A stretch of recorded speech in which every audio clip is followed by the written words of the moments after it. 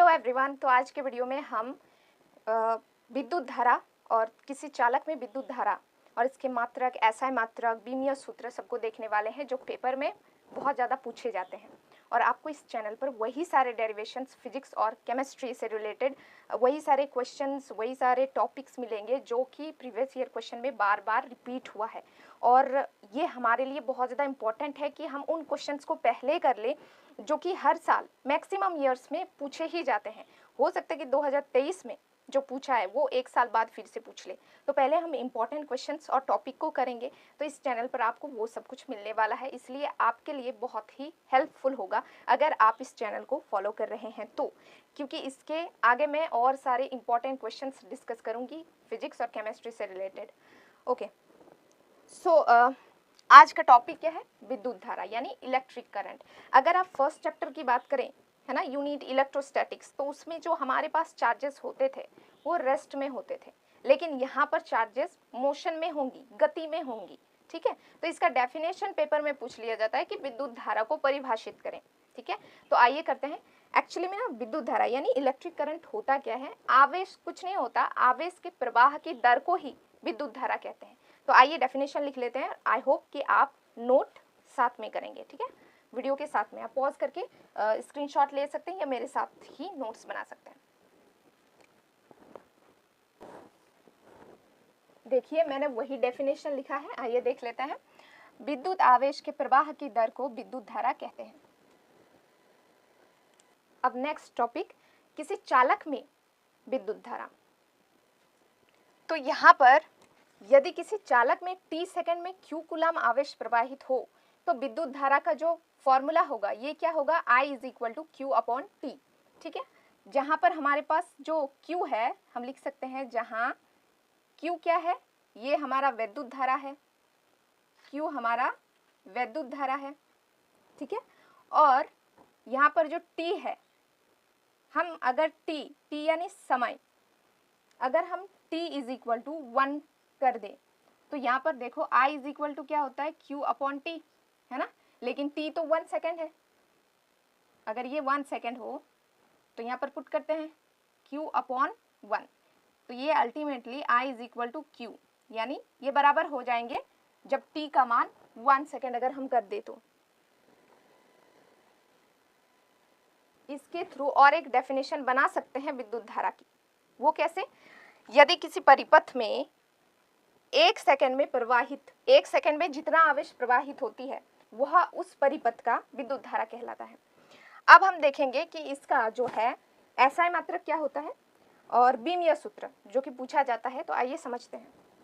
खुद से ही मात्रक और एसआई को आपको थोड़ा बहुत याद रखना होता है। जैसे फोर्स, बल का एसआई मात्रक क्या है? न्यूटन, है ना। तो कुछ साइंटिस्ट है जिन्होंने उसके बारे में डिस्कवरी किया है तो उनके नाम पर उनका मात्रक रख दिया है।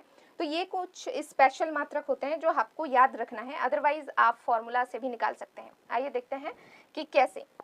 I = होता है Q/T, हमें चाहिए I का मात्रक। तो I = Q का मात्रक होता है कूलम और T का मात्रक होता है सेकेंड। तो हम बोल सकते हैं कि इसका जो मात्रक होगा ये क्या होगा? कूलम प्रति सेकेंड, राइट। अब अगर हम बात करें इसका एसआई मात्रक की, ठीक है, एसआई मात्रक क्या होता है विद्युत धारा का? ये आपको याद रखना पड़ेगा, एम्पियर। ठीक है, पेपर में पूछ लिया जाता है। इसको हम कैपिटल ए से डिनोट करते हैं। का बीमीय सूत्र के बारे में बात करते हैं। अगर आपको डिटेल वीडियो चाहिए बीमीय सूत्र का, कि बल का बीमीय सूत्र क्या होता है, MLT-2, है ना, तो अगर आपको डिटेल चाहिए तो उसके लिए आपको कमेंट करना पड़ेगा। अदरवाइज हम यहाँ पर जो पेपर में पूछा जाता है उतना तक हम यहाँ पर बता सकते हैं आपको। तो अगर हम बात करें I यानी करंट का बीमीय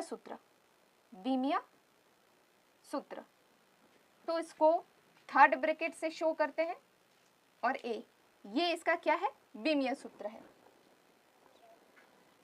सिर्फ A हो, ठीक है, सिर्फ A हो तो ये एम्पियर के लिए इस्तेमाल किया जाता है, लेकिन अगर थर्ड ब्रैकेट के अंदर A है तो ये बीमीय सूत्र के लिए इस्तेमाल किया जाता है।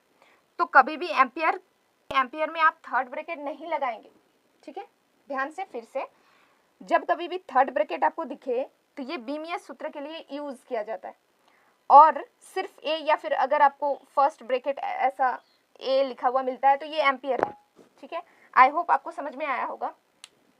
अब 1 एम्पियर की परिभाषा क्या है, ये एग्जामिनेशन में पूछ लिया जाता है, तो आइए इसको भी डिस्कस कर लेते हैं, तो ये पूरा टॉपिक हम लोगों का कंप्लीट हो जाएगा। आइए देखते हैं 1 एम्पियर की परिभाषा कैसे दे सकते हैं हम।